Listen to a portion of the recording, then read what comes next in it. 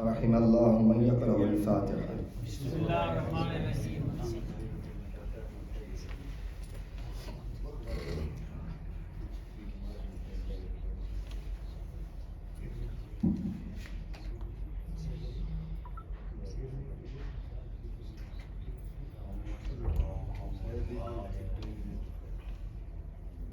لا حول ولا قوة إلا بالله العلي العظيم. أعوذ بالله السميع العليم من الشيطان اللعين الرجيم. بسم الله الرحمن الرحيم. الحمد لله رب العالمين. الصلاة والسلام والتحية والإكرام على البشير النذير السراج المنير سيدنا ونبينا وشفيع المذنبين الذي سمي في السماء بأحمد وفي الأرضين بأبي القاسم المصطفى محمد. اللهم صل على محمد وآل محمد وعلى أهل بيته الطيبين الطاهرين المعصومين المظلومين ولا سيما بقية الله في الأرضين واللعنة الدائمة على أعدائهم أجمعين من الآن إلى قيام يوم الدين. أما بعد، فقد قال الإمام الحسين عليه السلام: إني لم أخرج أشرا ولا بطرا ولا مفسدا ولا ظالما، وإنما خرجت لطلب الإصلاح في أمة جدي، أريد أن آمر بالمعروف وأنهى عن المنكر وأسير بسيرة جدي وأبي علي بن أبي طالب. اللهم صل على محمد وآل محمد. امام کا یہ قول کہ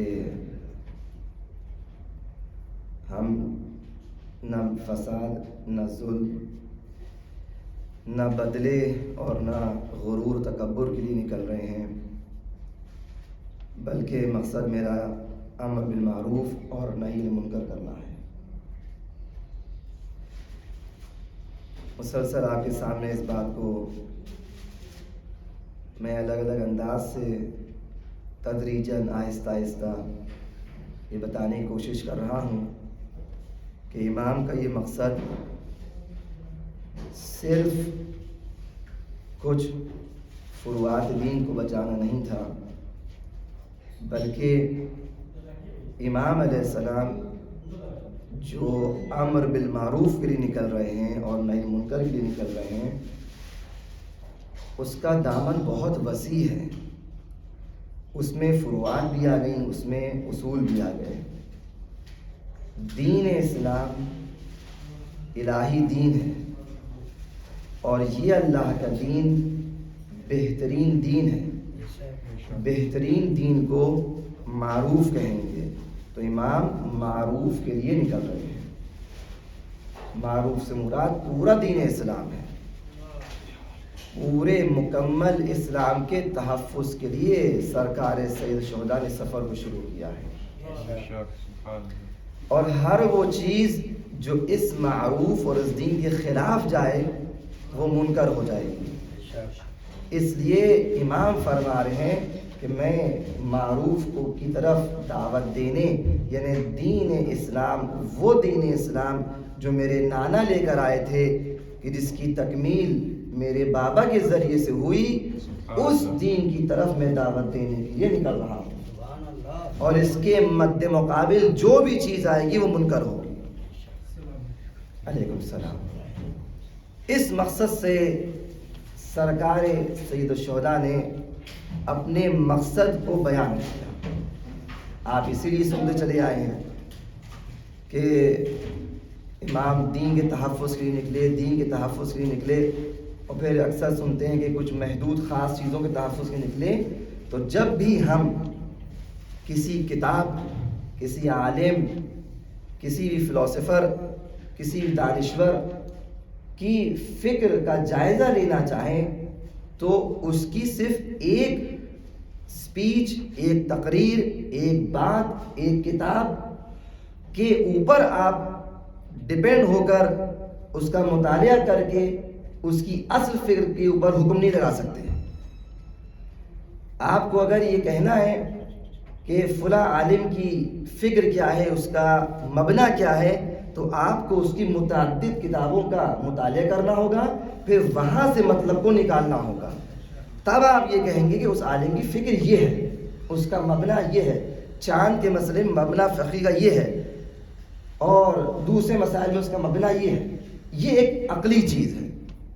تو دین کے معاملے میں جب آگے ہم امام کے سفر کو ہم دیکھتے ہیں، امام کے جو خطبات ہیں، امام نے مکہ سے نکلتے وقت جو خطبات بیان کیے، اس سے پہلے جو خطبات بیان کیے، ان سب کا جائزہ لیں اور اس کے بعد ہم یہ طے کریں کہ واقعاً کیا امام حسین صرف کسی ایک مقصد کے لیے نکلے تھے؟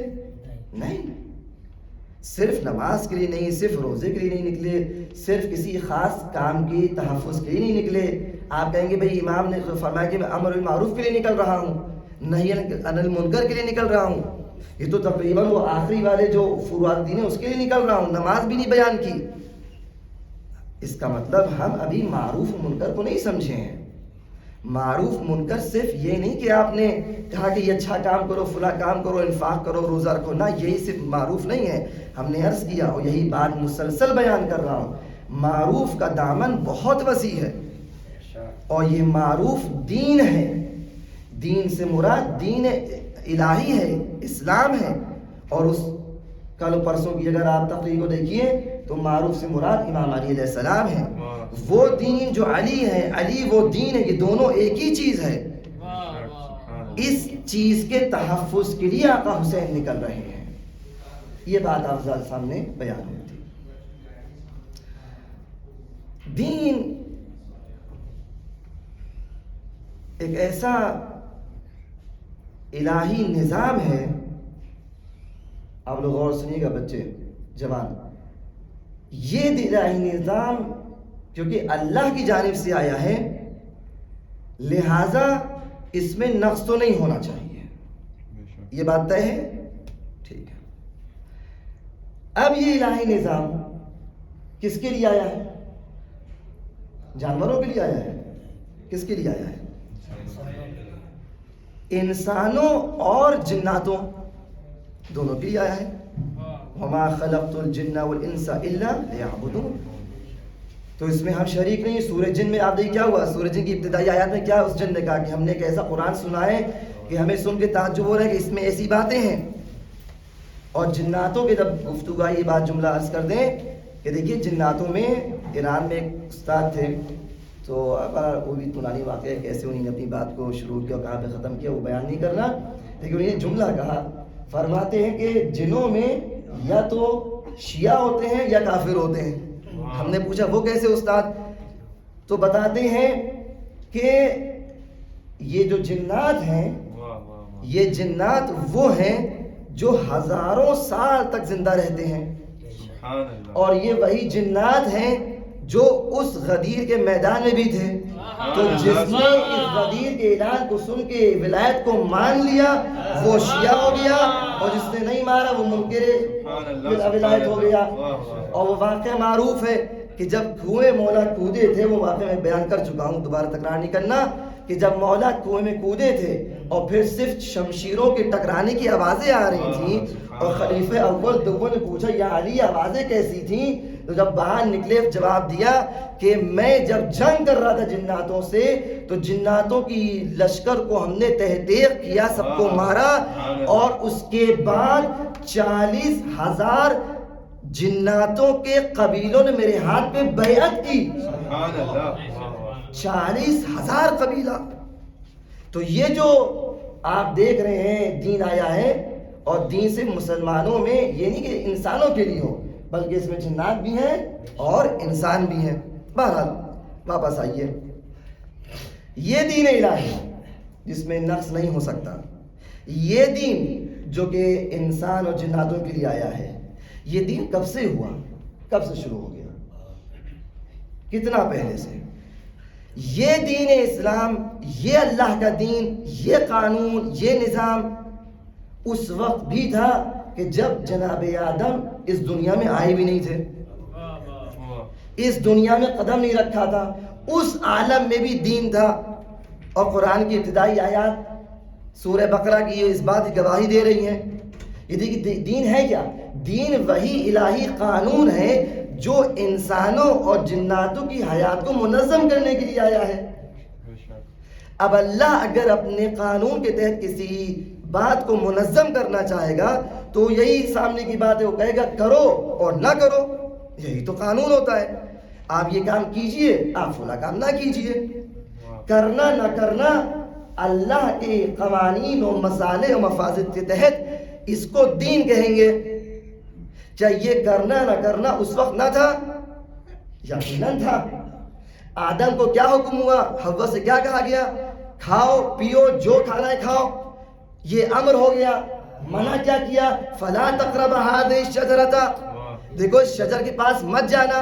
تو یہ جو امر و نہیں ہو رہی ہے یہ الہی دین تھا یا نہیں تھا؟ تھا. اس سے پہلے بھی دین تھا. جب ابھی آدم خلق ہو رہے تھے تب بھی دین تھا. خلق جب پتلا بن گیا تب بھی دین تھا. ملائکہ سب کے سب سجدہ ریز ہو جاؤ.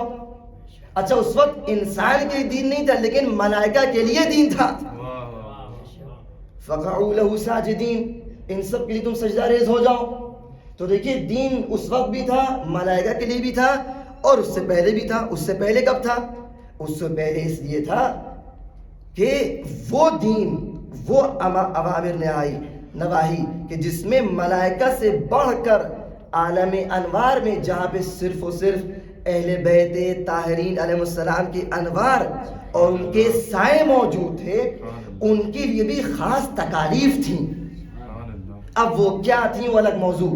تو ہم نے یہ دیکھا کہ اللہ تبارک و تعالی جو خالق ہے وہ جب کسی مخلوق کو خلق کر رہا ہے تو اس کی عدالت کا تقاضا یہ ہے، اس کی حکمت کا تقاضا یہ ہے، دونوں چیزوں کا، عدالت اور حکمت کا، کہ اس مخلوق کی زندگی کے لیے کوئی قانون دے. اب جتنی بھی مخلوقات ہوں کہ جس میں سر فہرست جناب رسالت مآب کا نور ہے وہ بھی اسی قانون کے تحت آتے ہیں.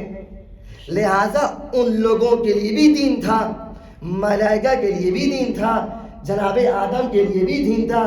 آدم زمین پر آئے اس وقت بھی دین آیا اور یہ دین کا سلسلہ چلتا رہا. یہ دین ہمیشہ سے تھا اور ہمیشہ تک رہے گا.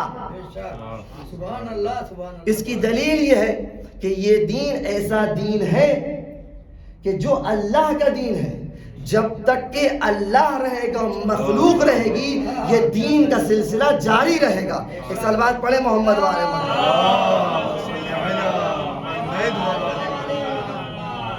بہت عمیق اور بہت کام کی اور بے حد بنیادی یہ ایک بحث ہے جس کو میں بیان کرنے کی کوشش کر رہا ہوں. انشاءاللہ پروردگار یہ توفیق دے کہ ہم بیان کر سکیں اور انشاءاللہ کہ آپ اس کو سمجھ سکیے. تو یہ دین کا سسٹم یہ ہے. اب یہ دین جب آیا ہے تو اس کی الگ الگ شکل و صورت تھی. اب میں جوانوں کے لیے مثال پیش کروں کہ شروع میں جب ہم نے دیکھا تھا یہاں موبائل چلے تھے، پہلے وہ اینٹینے والا موبائل تھا، پھر وہ اچھا خاصا اس کو مذاق میں لوگ کہتے تھے گما، ایک دم بڑا سا موبائل یا کسی کھینچ کے مار جس سے اسے چوٹ بھی لگ جائے، موبائل نہ ٹوٹے اس کے چوٹ لگ جائے. ایسے وزنی موبائل آتے تھے، آپ لوگوں کو یاد ہوگا. اور پھر دھیمے دھیمے اس میں تبدیلی آتی رہی، پھر وائرلیس ہوئے، اس کے بعد اس میں پھر کچھ اور تبدیلیاں آئیں اور نئے نئے اس کے ورژنس آنے لگے، پھر اس کے بعد اسمارٹ فونس آنے لگے. اب دیکھیے دھیمے دھیمے ٹیکنالوجی اپنے حساب سے زمانوں کے حساب سے بدلتی گئی اور یہ وہی موبائل تھا جو اس وقت سے لے کے اب تک چل رہا ہے. سب کا نام ہے موبائل، لیکن ٹیکنالوجی بڑھتی گئی.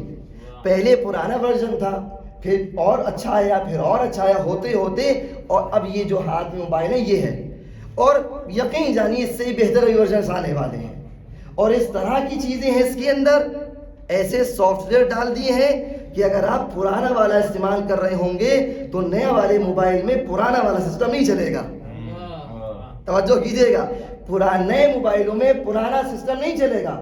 حتیٰ نیا موبائل آپ خرید کے لے کے آئیے تو فوراً وہ آئے گا نوٹیفیکیشن کہ آپ اپڈیٹس آپ اس میں ڈاؤن لوڈ کیجئے. اپڈیٹس بے حد ضروری ہیں.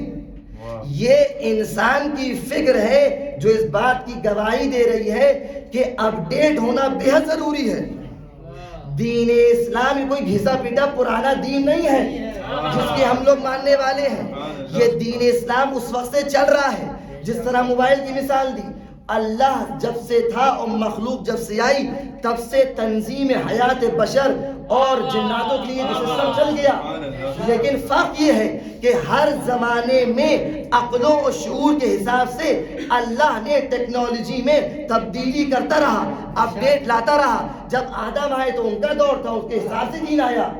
جب موسیٰ آئے تو ان کے حساب سے, عیسیٰ آئے ان کے حساب سے, ابراہیم آئے ان کے حساب سے, ہر نبی کے حساب سے اس ٹیکنالوجی کو دیکھتے ہوئے, انسان کی عقل و سوجھ بوجھ کو دیکھتے ہوئے وہ دین اسلام قوانین آگے بڑھتے چلے گئے. لیکن جب رسالت مآب تشریف لے کر آئے ہیں اس وقت بھی دین کامل نہیں ہوا تھا. دین کامل اس وقت ہوا جو میں نے کل عرض کیا کہ متعدد مقامات پر رسالت نے جب ولایت کو انٹروڈیوس کر دیا, بتا دیا کہ دیکھو میرے جانے کے بعد در بدر نہ بھٹکنا, تمہیں در علی پر آنا ہوگا. اسی لیے اللہ کا انتظام یہ تھا کہ غدیر خم میں اعلان کر دیا کہ الیوم اکملت لکم دینکم واتممت علیکم نعمتی ورضیت لکم الاسلام دینا. ایک صلوات پڑھے محمد صلی علی محمد وآل محمد.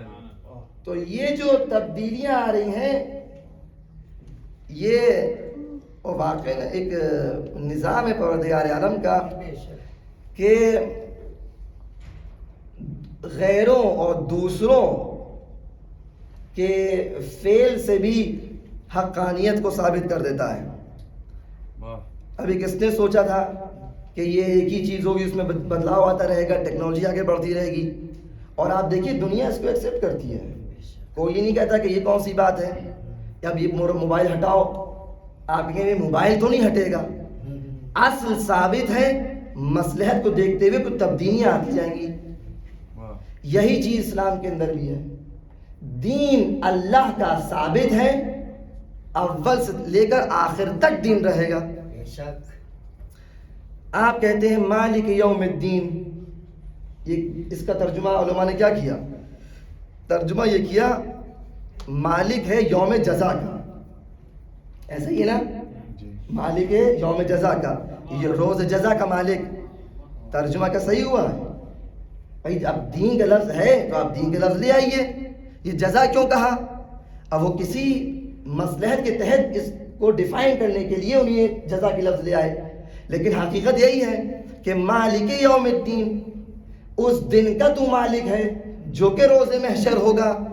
تو معلوم یہ ہوا کہ یہ جو دین ہے یہ دین بالکل اس تسبیح کے اس تاگے کی طرح ہے کہ جو تاگا دین ہے اور جتنے بھی دانے یہ سب عوالم ہیں. یہ سارے عالم اس وقت سے لے کر قیامت تک جتنے بھی عالم ہیں وہ رب العالمین, وہ رب العالمین جس کا دین ہمیشہ ساتھ ساتھ ہے, اس نے انتظام یہ کیا ہے کہ ایسا دین پیش کیا ہے جو وہاں سے لے کر قیامت تک کا دین ہوگا, ہر طرف ایک دوسرے سے متصل ہوگا. اور یہ کوئی الہی نظام کے علاوہ کوئی قانون یہ نہیں لاگو کر سکتا تھا. آپ خود سوچئے, ایک ایسا انسان جو محدود ہو, کیا وہ ایسا دین لا سکتا ہے جو قبل خلقت سے لے کے بعد خلقت تک چلتا رہے؟ نہیں ہو سکتا. تو دین اس وقت سے شروع ہوا اور مالک یوم الدین روز محشر تک وہی دین رہے گا جتنے بھی عالم ہیں. اور یہ جو دین ہے یہ کون سا دین ہے؟ یہودیت ہے, عیسائیت ہے, کون سا دین ہے؟ دیکھیے یہ اکثر لوگ جوان سوال کرتے ہیں, آپ لوگ انشاءاللہ بات واضح ہوگی, بہت سے یہاں پہ سوال لوگ کرتے ہیں کہ جناب آدم ہیں, جناب موسیٰ ہیں, جناب عیسیٰ ہیں, ان لوگ تو الگ الگ دین تھے, ان لوگ الگ سسٹم تھا. دیکھیے سسٹم الگ نہیں تھا, جو مین سسٹم تھا, جو اصل تھی وہ وہی دین تھا. شریعتیں بدلتی گئیں. شریعتیں کیوں بدلتی گئیں؟ یہ شریعت وہی اپڈیٹ سمجھ لیجیے آپ. زمانے کے حساب سے، عقل و شعور کے حساب سے شریعت میں تبدیلی آتی رہی، لیکن دین اسلام تھا۔ قرآن کی آیت ہے کہ ما کان ابراہیم نصرانیا ولا یہودیا ولا نصرانی، اس کی بہرحال آیت میں بھول رہا ہوں کہ جناب ابراہیم نہ نصرانی تھے نہ یہودی تھے کیا؟ کانا مسلمن حنیفا مسلمن، یہ جناب ابراہیم علیہ السلام مسلم تھے، حنیف تھے، وہی سسٹم تھا، اسلام کا سسٹم تھا۔ یہ جو اسلام جب آیا، اس اسلام کے آنے کے بعد اب یہاں پر تو موبائل کی مثال میں دیکھیے، اس لیے کہتے ہیں مثال مناقشہ ہوتا ہے۔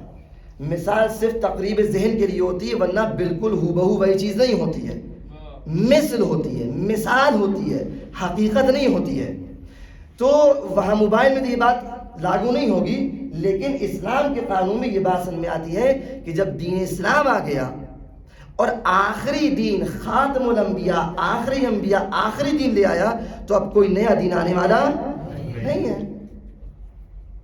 قرآن نے ارشاد کیا کہ ارشاد ہوا کہ وَمَن يَبْتَغِ غَيْرَ الْإِسْلَامِ دِينًا فَلَن يُقْبَلَ مِنْهُ، جو بھی اسلام کے علاوہ کسی دوسرے دین کو تمسک کرے گا، اس کو اختیار کرے گا، پسند کرے گا، فَلَن يُقْبَلَ مِنْهُ، تو ہرگز قبول نہیں کیا جائے گا۔ لن، ہرگز، کوئی اس میں ایکسیپشن نہیں ہے، کوئی استثناء نہیں ہے۔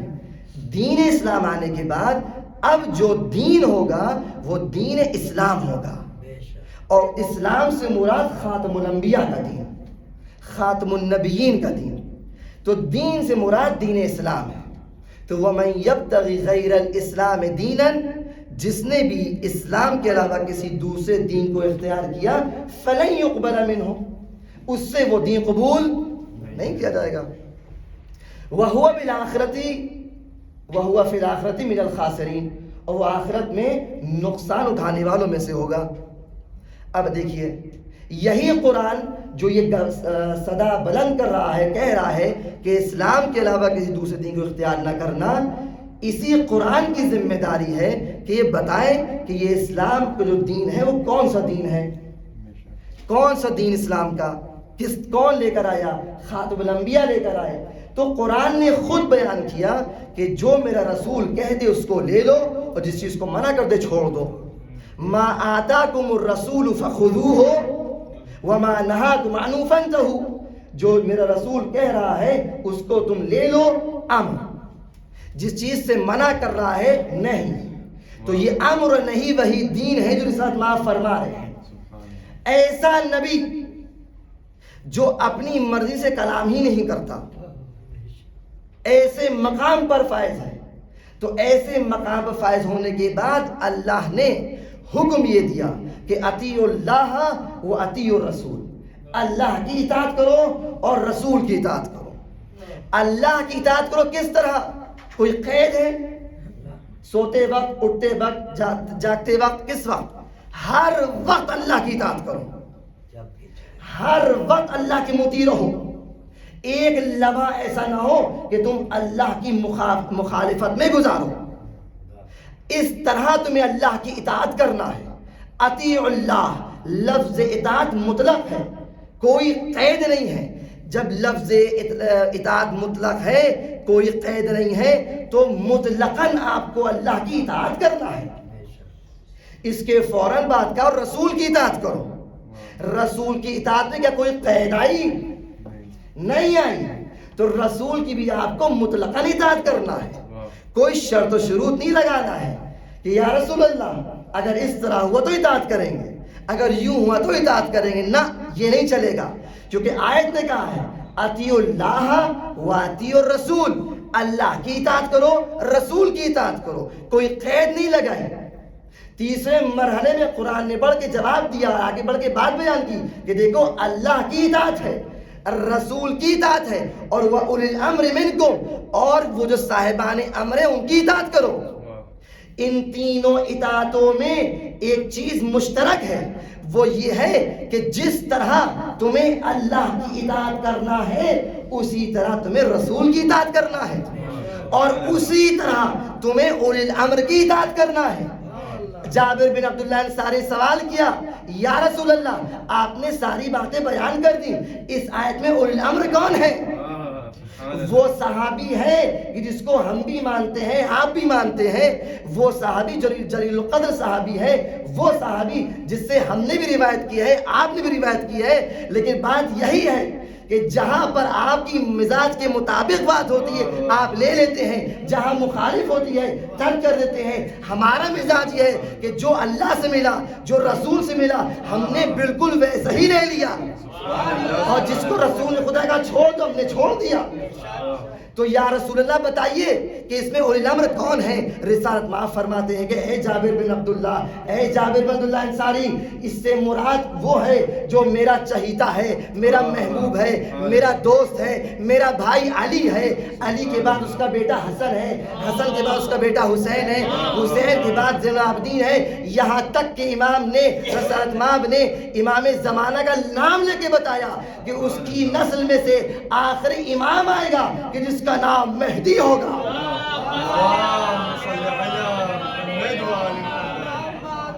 یہ سب کے سب اولی الامر ہوں گے، تو جو اطاعت ہوگی وہ ان ہستیوں کی ہوگی۔ ان ہستیوں کی اطاعت سے انسان ہٹے گا تو صراط مستقیم سے ہٹ جائے گا، جب صراط مستقیم سے ہٹ جائے گا تو وہ جو دین ہے اس دین سے ہٹ جائے گا، اور یہ ایسا دین ہے جو میں نے پہلے بیان کیا ابھی آج کے دن، یہ ایسا دین ہے جو اول سے لے کے آخر تک سب ملا ہوا ہے۔ آپ اس دین کو، اس بات کو محسوس کیجئے، اور اگر یہ بات آپ کی فکروں میں ثابت ہو گئی تو ایک بہت بڑا کام ہو جائے گا، وہ یہ کہ یہ دین وہ دین جو اول سے آخر تک ہے۔ اس کا مطلب یہ ہوا کہ ہم کسی بھی عالم میں رہ رہے ہوں، چاہے اس تسبیح کے پہلے دانے میں یا بیچ کے دانے میں یا آخر کے دانے میں، کسی بھی عالم میں رہ رہے ہوں، ہمیں دین سے متمسک رہنا ہے، اس سے جڑے رہنا ہے۔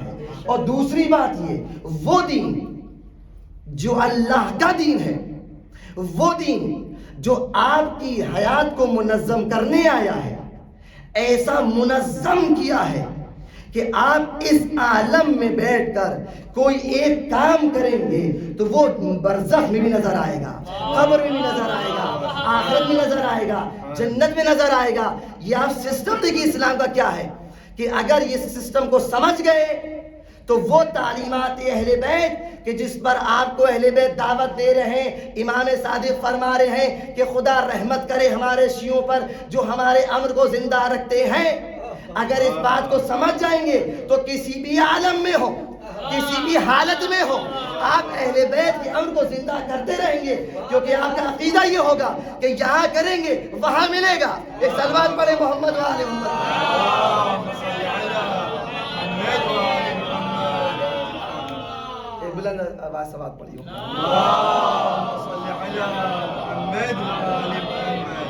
نعرہ حیدری، نعرہ صلوات۔ بہت بنیادی چیز تھی یہ کہ جو دین ہے وہ یہ مذاق نہیں ہے کہ ہم نے کہا آج ہمارا دین ہے کل مر جائیں گے بات ختم ہو گئی، نہیں، ایسا نہیں ہے۔ یہاں مریں گے وہاں نظر آئے گا۔ کیوں؟ اس لیے کہ ہمارا دین الہی دین ہے، اللہ نے بھیجا ہے، ہمارے لیے بھیجا ہے، ہم اس کی مخلوق کو، ہمارا خالق اس کو ہم سے زیادہ ہماری فکر ہے، اس کو ہم سے زیادہ ہماری فکر ہے، لہذا وہ ایسا دین بھیج رہا ہے جو یہاں بھی ہوگا، اس سے پہلے بھی ہوگا، اس کے بعد بھی ہوگا۔ پورا ایک ایسی سائیکل اور چین ہے اور ایسی کڑیاں ہیں جو وہ کڑیاں عوالم ہیں، اور اس میں رہنے والے ہم لوگ اس کڑیوں میں جو رہ رہے ہیں وہ سب کی سب اپنی جگہ پر اثر انداز ہیں۔ اب متعدد روایات ہیں، بہت سی باتیں ذہن میرے آ رہی ہیں۔ میں ایک بات کو اور عرض کروں یہاں پر، آپ نے شاید روایت سنی ہو، اس بات کو نقل میں ایک اور میں بات کہہ دوں کہ عقیدے کی جو سلسلے میں گفتگو کر رہا ہوں کئی دنوں سے، اور بتا رہا ہوں آپ لوگوں کو کتنا سنجیدہ یہ معاملہ ہے، کتنی سنگین یہ بحث ہے کہ عقیدے کو کتنا مضبوط کرنا ہے، ویسا عقیدہ بنانا ہے جیسے اہل بیت نے بتایا ہے۔ اس کا ایک راستہ مضبوط عقیدے کا یہ ہے کہ آپ لوگ اہل بیت کے معجزات سے آشنا ہیں. اہل بیت کے معجزات اگر آپ دیکھیے گا تو اس میں آپ واقعی آپ یہ چیز پائیے گا کہ یہ ہستیاں کوئی معمولی ہستیاں نہیں تھیں. اور جب یہ آپ پڑھتے رہیں گے، مسلسل پڑھتے رہیں گے، اپنے بچوں کو سمجھاتے رہیں گے، تو آج نہیں کل یہ بات اثر کرے گی، دلوں میں بات آئے گی کہ یہ وہ ہیں جو ہماری ہدایت کے لیے آئے تھے لیکن ہم جیسے نہیں تھے. یہ بات آئے گی. 8ویں امام فرما رہے ہیں کہ تم لوگ ہماری احادیث کو لوگوں تک بیان کرو، اور جب لوگ ہماری احادیث کو سنیں گے تو خود ہماری طرف کھینچے چلے آئیں گے. اس لیے کہ یہ وہ ہستیاں ہیں جو ادھر سے آئی ہیں ادھر کے لیے، اور ادھر ہی کا مال لائی ہیں ادھر والوں کے لیے، اور ادھر کا مال کیونکہ پوری طرح ایک دوسرے سے وصل ہے، لہذا یہ وہی بات کریں گی جو ہماری زندگی کی ضرورت ہے. اور ہمارے سے مراد ہم انسان ہیں، صرف شیعہ نہیں ہیں. تو جب ضرورت انسان کو محسوس ہوگی کہ یہ وہ بات کہہ رہے ہیں جو ہماری لائف کے جو جگہیں خالی ہیں وہاں فٹ ہو رہی ہے بات، تو ہر صاحب عقل اس بات کو لے گا، اور جب لے گا تو مانے گا، جب مانے گا تو اسلام کی طرف آ جائے گا. اس طرح دین کی تبلیغ کی جائے گی. تو یہ جو ہم بیان کر رہے ہیں آپ کو کہ سسٹم دین کا اس طرح ہے کہ یہ وہ دین ہے جو ایک دوسرے سے انٹر کنیکٹڈ ہے، وصل ہے. کعبے کے بارے میں روایات ملتی ہیں کہ جو کعبہ آپ دیکھتے ہیں یہاں پر ہے، 4 دیواری ہے، اس کے 4 کونے ہیں، اس کی حدود ہیں، چوہدی بنی ہوئی ہے. یہ جو کعبہ ہے، اس کعبے میں چلیے ایک اور چیز آپ کو بیان، سلوات پڑھیے ایک اور چیز بیان، سلوات پڑھتے آگے تشریف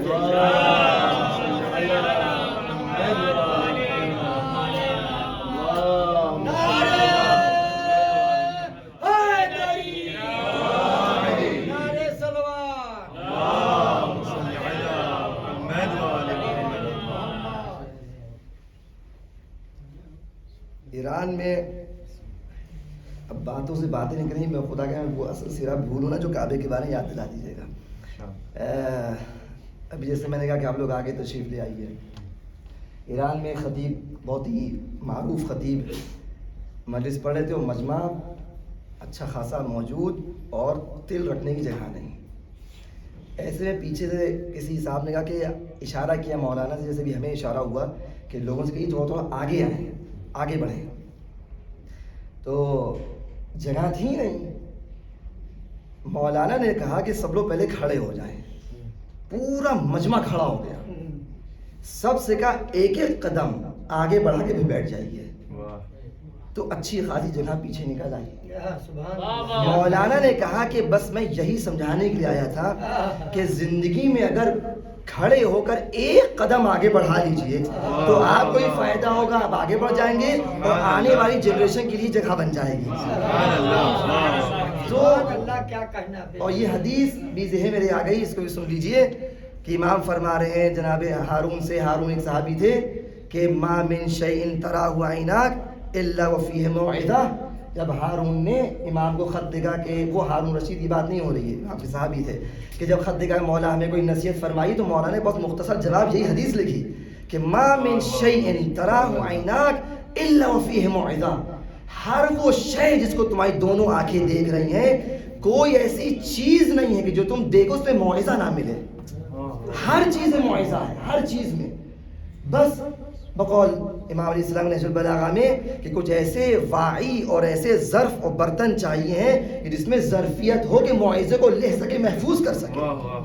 ورنہ بیان کرنے کو بہت کچھ بیان ہو سکتا ہے، ہر طرف اللہ کی آیات ہیں، ہر طرف اللہ کی نشانیاں ہیں. اللہ کل حال میں عرض یہ کر رہا تھا، یہ جو خانہ کعبہ ہے اس کی 4 دیواری ہے. بہت سے حضرات یہاں حج سے مشرف ہوئے ہوں گے، عمرے میں کے لیے گئے ہوں گے. آپ نے دیکھا ہوگا خانہ کعبہ کی جو دیوار ہے، اس دیوار اور باؤنڈری کے تھوڑا سا ملا ہوا باہر ایک وہ ہے، جیسے کہتے ہیں کہ ایک سلوپ ٹائپ بنی ہوئی ہے. دیکھا نہیں دیکھا؟ فقہی حکم یہ ہے کہ اگر آپ چلتے ہوئے طواف کرتے ہوئے خانہ کعبہ چومیے اور اس کے حتیٰ اس دیوار کو نہ ٹچ کیجیے، صرف اس جو باؤنڈری ہے، جگہ یہ خانقاہ کی دیوار ہے اور یہ پوری وہ سلوپ بنی ہوئی ہے، تو اگر آپ یہاں تک بھی اپنا ہاتھ لے آئیں گے تو وہ طواف پھر وہ قدم آپ کے باطل ہوں گے، پیچھے ہٹ کے پھر طواف کرنا پڑے گا. ہم نے دیوار تو چھوئی نہیں، ہم تو اس جو سلوپ تھی اس کے یہاں تک ہم ہاتھ صرف لے کر آئے تھے، دیوار تو میں نے چھوئی نہیں، تو بھی کیوں طواف باطل ہے؟ تو تاریخ یہ بتاتی ہے، علماء بتاتے ہیں کہ یہ اصل میں جو سلوپ بنی ہوئی ہے، جس کی جو یہ حد ہے، یہ حد اس کی اصل حدود تھے. جب کعبے کو رینوویٹ کیا گیا، بنایا گیا، تو تھوڑا پتلا کر دیا، لیکن وہ حدود محفوظ کی گئیں. اس کی وجہ یہ ہے کہ یہ جو حدود ہیں، اسی حدود کے بالکل اوپر ہر آسمان میں ایک کعبہ بنا ہوا ہے. بات میں یہ کہنا چاہ رہا ہوں، دین سسٹم ایک ہے، یہی کعبہ ہر آسمان میں بنا ہوا ہے.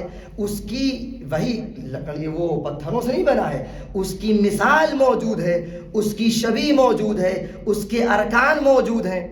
تو معلوم کچھ آپ کو ہوا جو میں کل بیان کر رہا تھا کہ یہ دین الہی، یہ سسٹم اللہ کا یہ ہے کہ ہر چیز کا ایک نظام اللہ نے بنایا ہے. خانہ کعبہ کا بھی نظام اس طرح ہے کہ ادھر کے لوگ بھی ادھر جو ہیں وہ اس طرح متصل ہیں. لفظ بدل رہا ہوں، وہ جو دین ہے کہ جس میں آپ کو طواف کرنا ہے، وہ حج، وہ طواف، وہ عمرہ جو دین کا ایک حصہ ہے، اس حصے میں بھی اللہ کا انتظام یہ ہے کہ ادھر سے جب چلا ہے دین تو وہاں بھی اس کی باؤنڈریز ہیں.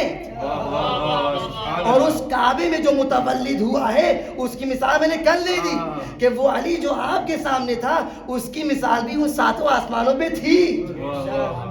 یہ اللہ کا نظام ہے. اس طرح یہ دین اسلام ہم چل رہا ہے، ہم اس دین کے ماننے والے ہیں. تو یہ جو دین اسلام آیا ہے، جس کی تعلیمات آپ تک اللہ نے بیان کی اپنے قرآن کے ذریعے سے، رسول کے ذریعے سے، انبیاء کے ذریعے سے، اور پھر ائمہ اطہار کے ذریعے سے، یہ تعلیمات کی اہمیت اس بات سے سمجھ میں آ جاتی ہے کہ یہ کوئی معمولی بات نہیں ہے.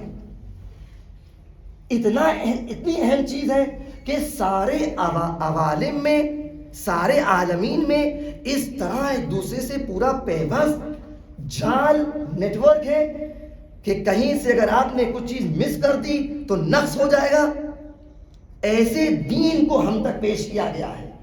تو انصاف سے بتائیے، کیا آپ کی یہ عقل گوارا کرتی ہے کہ اتنی اہم چیز کو رسول اس دنیا سے جانے کے بعد اس کی ذمہ داری کسی کو نہ دیتے؟ یقیناً دے کے جاتے. رسول خدا نے ذمہ داری دی، اور ذمہ داری دینے کے لیے وہ حدیث معروف ہے کہ قلم و توات مانگی. اب بارہ سے بہت سی باتیں ہیں، میں اس کو ترک کر رہا ہوں، چھوڑ رہا ہوں.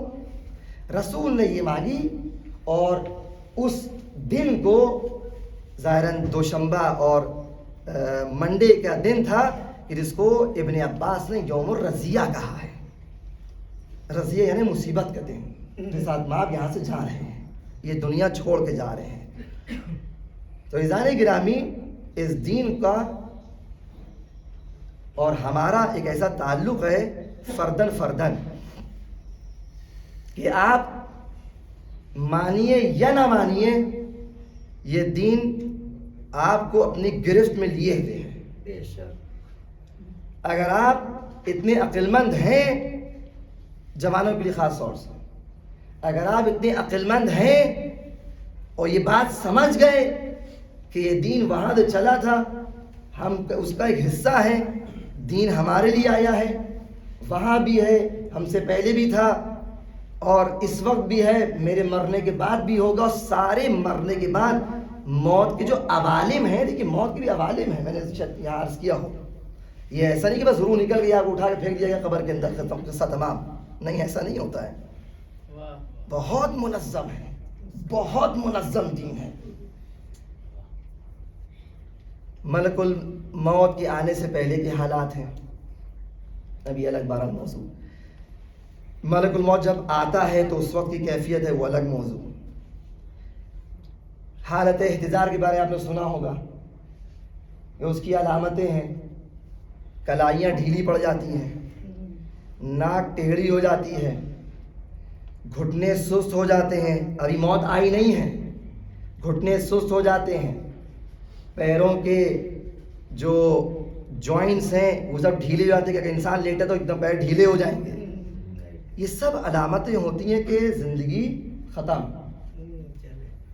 اس پوری زندگی کو اللہ نے کیا منظم بنایا ہے کہ بچہ پیدا ہوتا ہے تو کان میں اذان و اقامت دی جاتی ہے. زندگی بھر تم اس اذان و اقامت کے ساتھ جیو.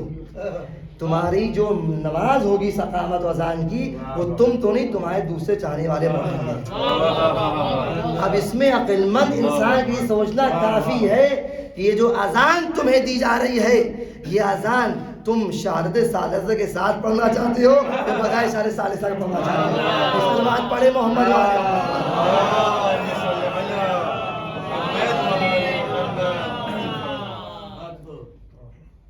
یہ سب چیزیں ہیں جوانوں کے لیے کہ سمجھنے کی ہیں، اور اس کو یاد رکھیے گا، کھیل تماشا نہیں ہے.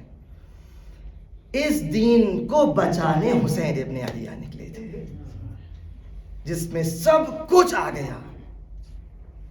اس کا مطلب وہ دین کہ جس میں آپ کو اس عالم کی باتیں بھی سمجھنا ہے اور قیامت تک کی باتیں سمجھنا ہے. سب کچھ آپ کو سمجھنا ہے. اس سب کچھ کو تباہ و برباد کر رہا تھا ظالم یزید، اس کے مقابلے میں حسین نکلے تھے، جس میں اب نماز بھی آ گئی، روزہ بھی آ گیا، حج بھی آ گیا، زکات سب کچھ آ گیا، اور جس میں تولا و تبرہ بھی آ گیا ہے. اب یہ کیا موضوع انشاءاللہ کسی عرض کروں گا، یاد رہا دو. امام حسین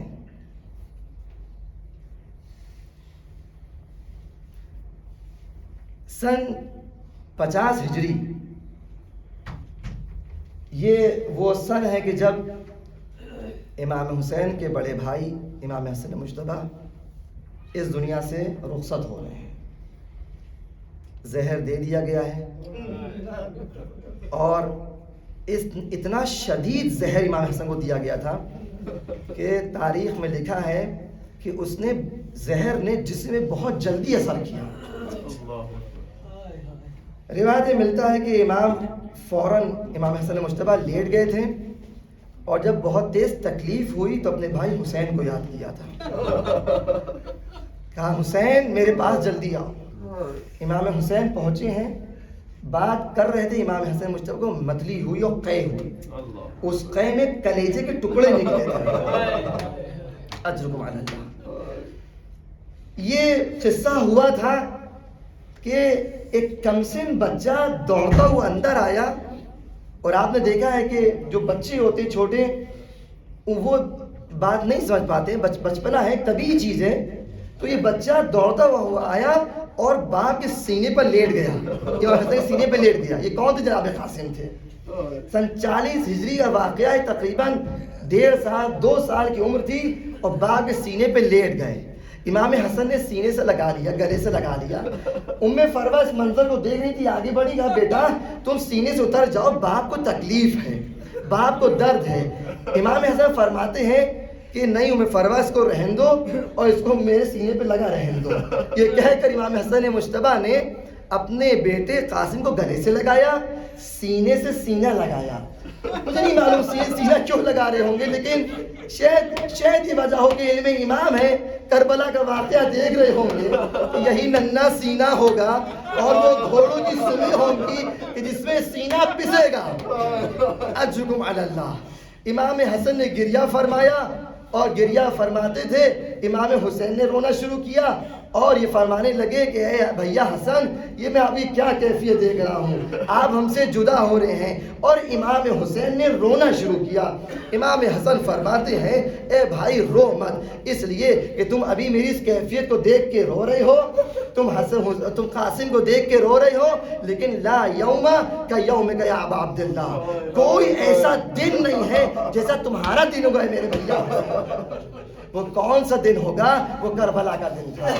اس واقعے میں امام حسن مجتبی نے اپنے کمسن بچے 2 سال کا بچہ اس کے بازو پہ کچھ باندھا اور کہا بیٹا قاسم ایک بات یاد رکھنا، جب تم پہ کوئی مشکل وقت آئے تو یہ تعویذ کھول کے پڑھ لینا. یہ بات ختم ہو گئی. 50 ہجری ختم ہو گئی، 10 سال گزر گئے، 11واں سال آ گیا اور کربلا آ گئی۔ صبح عاشور ہے، سب شہید ہو چکے، بنی ہاشم بھی ایک کے بعد ایک شہید ہو چکے۔ اب یہ قاسم ہے جو اس منظر کو دیکھ رہے ہیں۔ اچھا، اس منظر کو بیان کرنے سے پہلے اگر اجازت یہ میں شب عاشور کا ایک پہلو بیان کر دوں۔ شب عاشور آپ کو معلوم ہے، سارے واقعہ اپنے سامنے ہیں، صرف یاد دہانی کے لیے کہ جب چراغ گل کیا اور جب روشن کیا تو سارے اصحاب بیٹھے رہے، کسی نے امام کا ساتھ نہ چھوڑا۔ قمر بنی ہاشم بھی ہے، علی اکبر بھی ہیں، اور محمد بھی ہے، قاسم بھی ہے، سب اپنے اپنی عمروں کے حساب سے، معرفت کے حساب سے، علم کے حساب سے یہ ساری باتیں دیکھ رہے ہیں، سمجھ رہے ہیں، پرکھ رہے ہیں۔ جناب قاسم کے بارے میں ملتا ہے کہ جناب قاسم ایک عجیب مزاج کربلا کے بچوں میں نظر آتا ہے۔ شب عاشور آپ دیکھیے کہ سب بچے تھے، کسی بچے نے جملہ نہیں کہا جو جناب قاسم نے کہا۔ جب امام حسین نے ایک مرتبہ وہ فہرست پڑھنا شروع کی کہ کون کون کل شہید ہوگا، تو اربع مقاتل لکھتے ہی جناب قاسم بہت غور سے سننے لگے، اور جب فہرست ختم ہو گئی تو جناب قاسم یہ پوچھتے ہیں کہ چچا یہ بتائیے، آپ نے فہرست پڑھی شہداء کی، اس میں سب کے نام تھے، ہمارا نام بھی تھا، لیکن یہ آپ نے بھیا علی اصغر کے نام نہیں لیا؟ اے آقا، اے چچا، کیا بھیا علی اصغر بھی جنگ کرے گا؟ یہ کیا ماجرا، اس کا نام کیوں لیا؟ اور پھر جملہ فرماتے ہیں، امام خاموش کچھ بولتے نہیں ہیں، علی جناب قاسم طلب کے فرماتے ہیں کہ اے چچا، اے آقا، اے میرے مولا، کیا آپ کی خاموشی اس بات کی گواہی ہے کہ دشمن یہ اشیاء کے خیمے میں آ جائیں گے؟ جب آپ لے کے نہیں جا سکتے، جب وہ خود جا نہیں سکتا، تو کیا اس کا مطلب یہی تو ہوگا کہ اشیاء خیمے میں آ جائیں گے؟ فرماتے نہیں قاسم، ہم اصغر کو لے کے جائیں گے۔ پھر وہاں ایک جملہ امام نے فرمایا کہ قاسم بتاؤ کہ تمہیں موت کا اتنا اشتیاق ہے، تمہارے نزدیک موت کیسی ہے؟ فرماتے شہر سے زیادہ شیرین۔ اللہ اکبر، یہ ایک مقام طے ہوا، کربلا آ گئی، صبح عاشور آ گئی، اور وہ منزل جو بیان کر رہا تھا۔ ارباب مقاتل لکھتے ہیں کہ یہ بچہ ہے کہ جس کا مزاج تھوڑا منفرد ہے۔ سارے بچے الگ الگ انداز سے آ کے اپنے چچا سے، اپنے ماموں سے، آقا حسین سے اجازت لیتے تھے۔ مولا نے منع کر دیا، چلے گئے، سمجھا دیا، سمجھ گئے، کسی بیوی سے کہہ دیا، اس نے آ کے روک لیا، واپس چلا گیا۔ لیکن یہ بچہ ایک ایسا نرالا بچہ تھا کہ ارباب مقاتل لکھتے ہیں کہ متعدد بار آ کے آقا حسین سے جہاد طلب کر رہا تھا، اور آقا حسین منع کرتے جا رہے تھے لیکن مان نہیں رہا تھا۔ کبھی منع کرتے تھے، نہیں مانتے تھے، کسی بہانے سے پھر آتے تھے، نہیں مانا۔ ہر وقت آ کے امام سے کہہ رہے آقا الجہاد الجہاد، مولا جہاد کی اجازت دے دیجئے۔ امام ہر بار کوئی نہ کوئی بہانہ کرتے تھے، اے قاسم تمہیں کیسے اجازت دیتے، تم تو میرے بھیا حسن کی نشانی ہو۔ اے قاسم تمہیں کیسے اجازت دے، تم تو یتیم حسن ہو۔ اے قاسم تم کو اجازت نہیں دے سکتا، میں جب چاہتا ہوں اپنے بھیا کو دیکھوں تو تم کو دیکھ لیا کرتا ہوں۔ اے قاسم تم کو اجازت نہیں دوں گا۔ یہ قاسم کے بارے میں ملتا ہے کہ ایک آخری حربہ استعمال کیا۔ بچے نے کیا کیا معلوم ہے؟ بچے نے ایک مرتبہ آخری اپنا چال یہ چلی اور اس طرح راضی کرنا چاہا کہ روایت کہتی ہے کہ ایک مرتبہ آقا حسین کے پاس آیا بچہ، اپنے چچا کا چہرہ دیکھا، ہاتھ کو لیا، چومنا شروع کر دیا، اپنے چچا کے ہاتھ کے بوسے لینا شروع کیے۔ چچا نے انکار کیا، پیروں پہ گر گیا، اور روایت کہتی ہے کبھی ہاتھ کے بوسے، کبھی پیروں کے بوسے، کبھی ہاتھ کے بوسے، کبھی پیروں کے بوسے۔ چچا مرنے کی اجازت دے دیجئے، اجرکم علی اللہ۔ آج اس کا غم منانے آئے ہیں جو یتیم حسن ہے، اس کا غم منانے آئے ہیں جو یتیم بچہ ہے، وہ بچہ جو شبیہ امام حسن ہے۔ جب مولا نے منع کر دیا تو یہ بچے نے کیا کیا، واپس اپنے خیمے چلا گیا، اور روایت کہتی ہے کہ اپنے ہاتھوں کو زانوں پہ رکھا اور سر کو زانوں پہ دے کے بچہ رونے لگا۔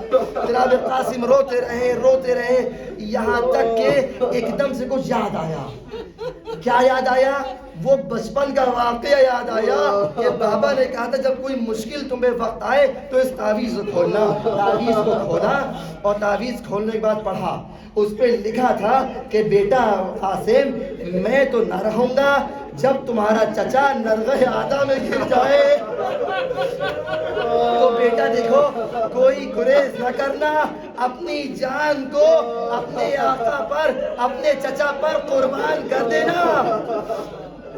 یہ خط پڑھتے ہی مسکرائے, خیمے سے نکلے.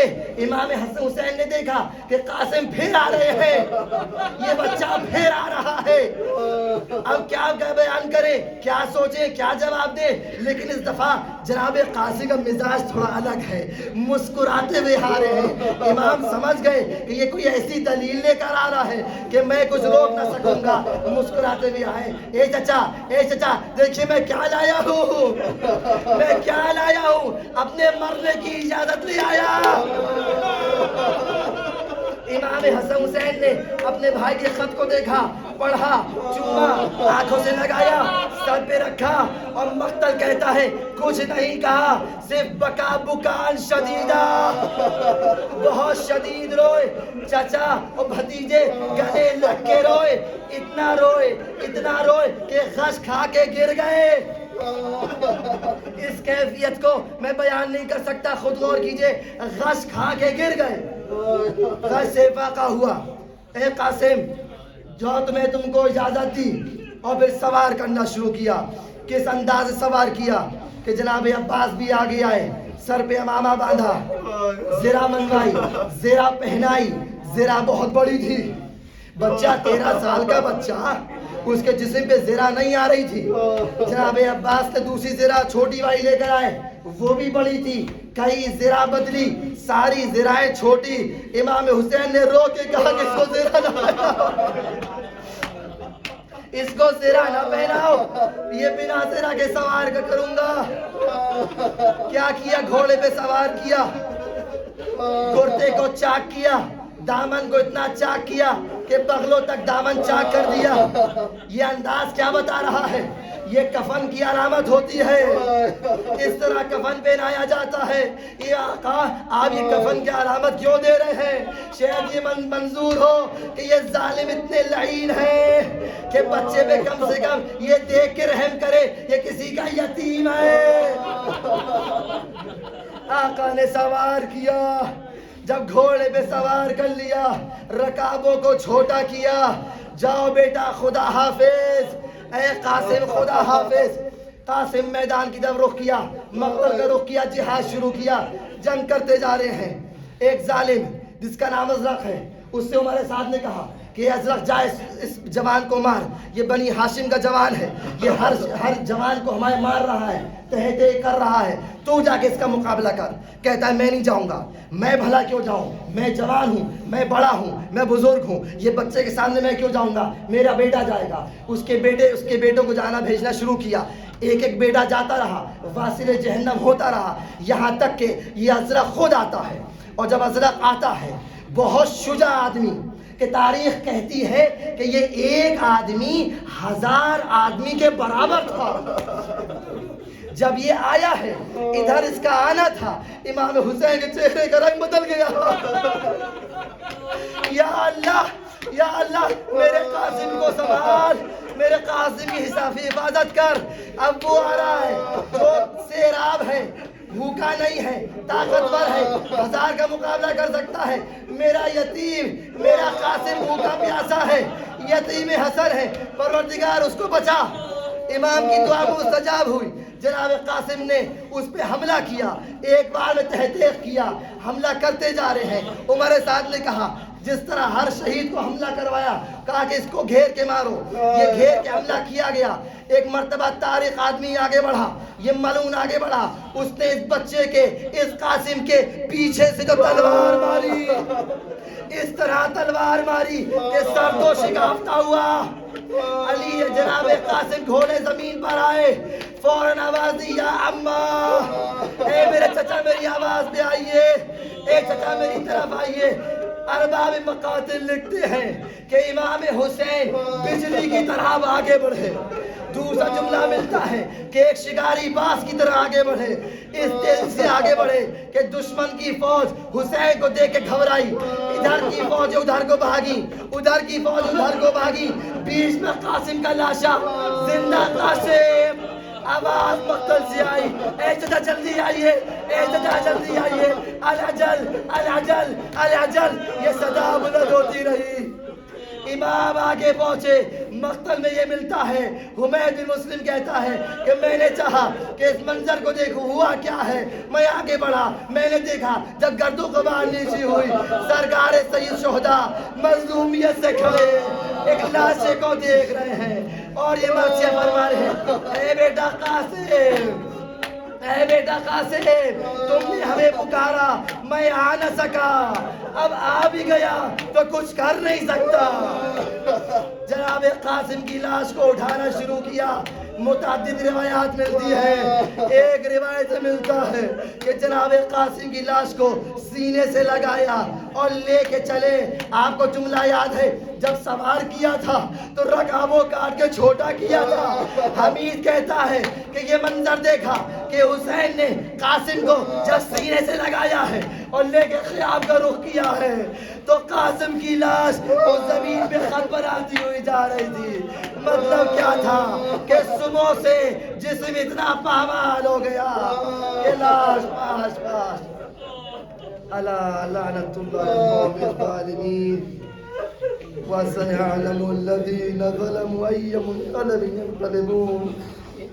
فاطمة حسين.